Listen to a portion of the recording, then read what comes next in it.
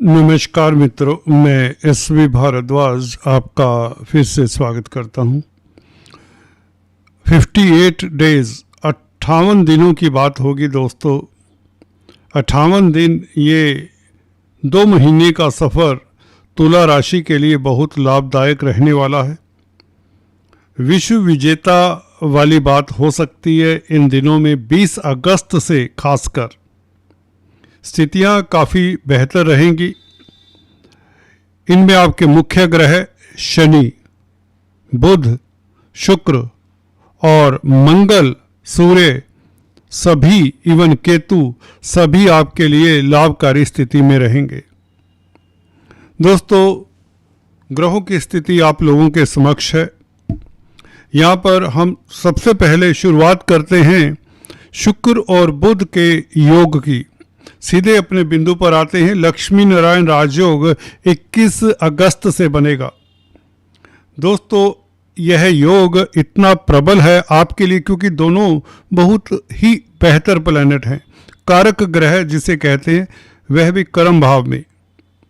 10th house में जब भी शुक्र और बुध हों, कोई भी इवन राशि हो, तो ये अच्छा ही फल देते हैं। अच्छा साइन है क्योंकि दोनों शुभ ग्रह हैं। शुभ ग्रहों का केंद्र में होना, त्रिकोण में होना कुंडली को स्ट्रोंग करता है। लक्ष्मी नारायण राजयोग के चलते आपको पद प्रतिष्ठा मिले, आपकी कार्यशैली उत्कृष्ट हो, कामकाज की स्थितियां आपके अनुकूल हों, व्यापार में वृद्धि हो, कम्युनिकेशन से आपको लाभ हो, आप अच्छे राइटर साबित हों, मीडिया में है, इलेक्ट्रॉनिक प्रिंट मीडिया में है तो आपकी छवि में इंप्रूवमेंट हो, महिला जगत से आपको लाभ हो, कला के क्षेत्र से लाभ हो, ग्लैमर की फील्ड से आपको लाभ हो, भौतिक सुखों की प्राप्ति हो। लग्नेश 10th हाउस में भाग्येश के साथ विदेशों से लाभ के योग बनाता है, विदेश यात्रा के योग बनाता है। मल्टीनेशनल कंपनीज में अगर आप कामकाज करते हैं तो इससे बेहतर स्थिति नहीं हो सकती। सही मायनों में यह लक्ष्मी नारायण राजयोग है आपके लिए। अद्भुत आपके लिए प्रतिष्ठा बढ़ाने वाला योग, धन देने वाला योग और विदेशों में आपकी प्रतिष्ठा के साथ साथ तरक्की के योग। आपके धन की स्थिति बेहतर करेगा यह शुक्र और बुध का गोचर। इसके पश्चात अगर हम आगे चलें, सूर्य की स्थिति जैसे देख ही रहे हैं बहुत बेहतर है 11वें भाव में, हालांकि केतु के साथ में, परंतु अपनी राशि में। तो यह आपके अर्थ की स्थिति, आपके फाइनेंस की स्थिति को बेहतर करता है। गुरु का रोल निश्चित तौर से आपके लिए लाभदायक है तुला राशि के लिए अगर बात करें। दोस्तों, ये चर्चा तुला राशि और तुला लगन दोनों के लिए लागू होता है। शनि की स्थिति आपके लिए काफ़ी अच्छी हो चुकी, ज़्यादातर ग्रह आपके लिए बहुत बेहतर हैं। अभी बात करते हैं बुध की। सबसे पहले बुध दोस्तों सिंह राशि में 30 अगस्त को प्रवेश कर जाएगा 11वें भाव में। यहाँ पर केतु और सूर्य के साथ योग बनेगा। यह अद्भुत योग है क्योंकि 11वें भाव में 3 ग्रह लाभ स्थान में, जिसमें भाग्य स्थान का मालिक और लाभ स्थान का मालिक इकट्ठा होगा। इससे बड़ा राजयोग और क्या हो सकता है। 11वें भाव का मालिक सूर्य भाग्येश का साथ मिलेगा जो कि मित्र है। बुध द्वितीय राजयोग भी होगा। केतु यहाँ पर कैटलिस्ट का ही कार्य कर पाएंगे। आपकी उपलब्धियां बढ़ेंगी, बौद्धिक बल बढ़ेगा। हाँ, अध्यात्म की ओर भी आपका झुकाव हो सकता है इस अवधि में क्योंकि बुध 12वें भाव के भी मालिक हैं और केतु मोक्षाकारक ग्रह के साथ हैं। आत्मिक प्लैनेट कहें तो सूर्य भी साथ हैं। बुद्धि और आत्मा का समन्वय सा रहेगा इस अवधि में। आत्मिक ब्लिस की प्राप्ति होगी इस युति के कारण। कहीं ना कहीं संसारिकता में आप रमे रहेंगे, परंतु at the back of mind humanity भी रहेगी।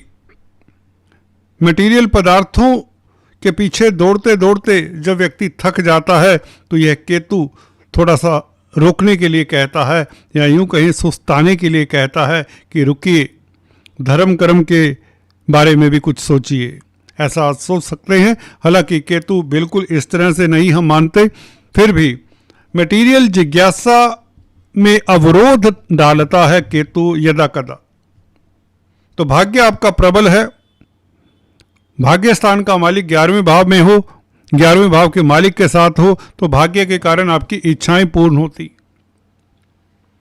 मीडिया जगत से लाभ होता है, कमीशन के कामकाज से लाभ होता है, व्यापारी वर्ग हैं तो आपके लिए अति उत्तम समय रहेगा। अगर आप प्रिंटिंग स्टेशनरी का कामकाज करते हैं, कंप्यूटर आईटी लाइन के क्षेत्र में हैं, तो इससे बेहतर समय कोई नहीं हो सकता। ये लाभकारी स्थितियां बनी रहेंगी। मल्टीनेशनल कंपनीज में आपको सफलता मिलेगी, तरक्की के योग बनेंगे।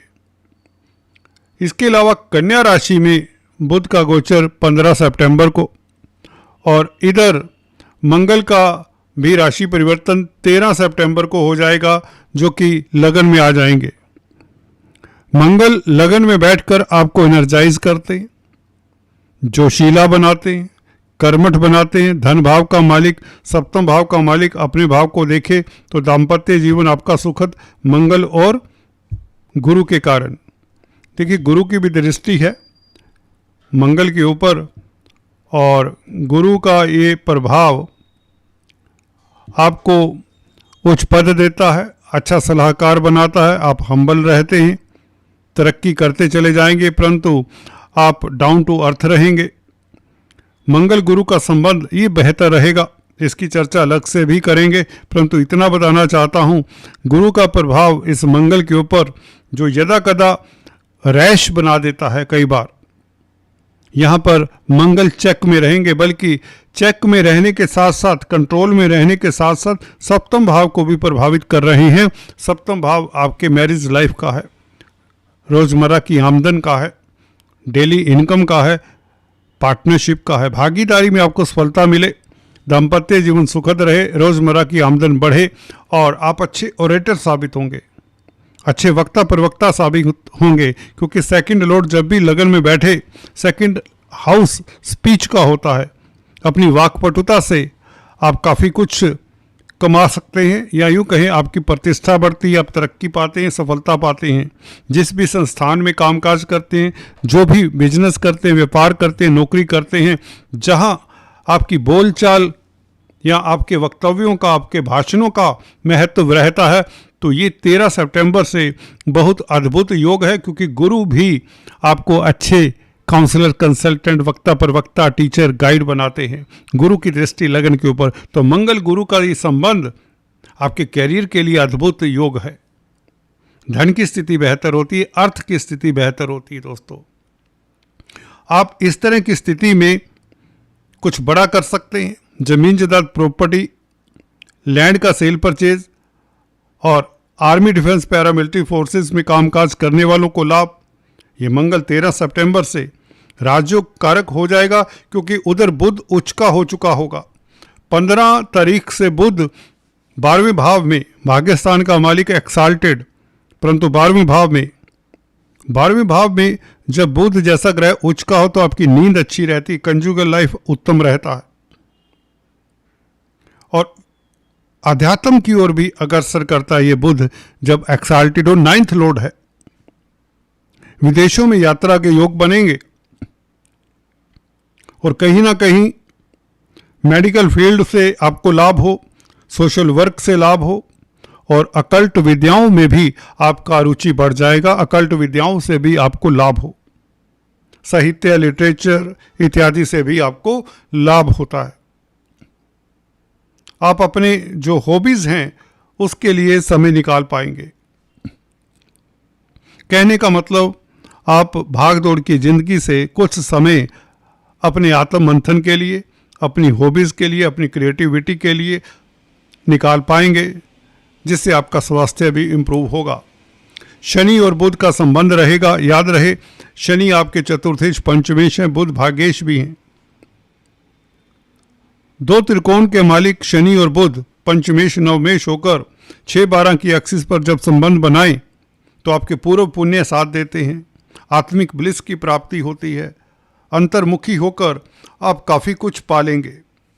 जो धर्म कर्म योगा मेडिटेशन में आस्था रखते हैं, पराविद्याओं में आस्था रखते हैं, उनके लिए यह योग बहुत ही लाभकारी रहेगा।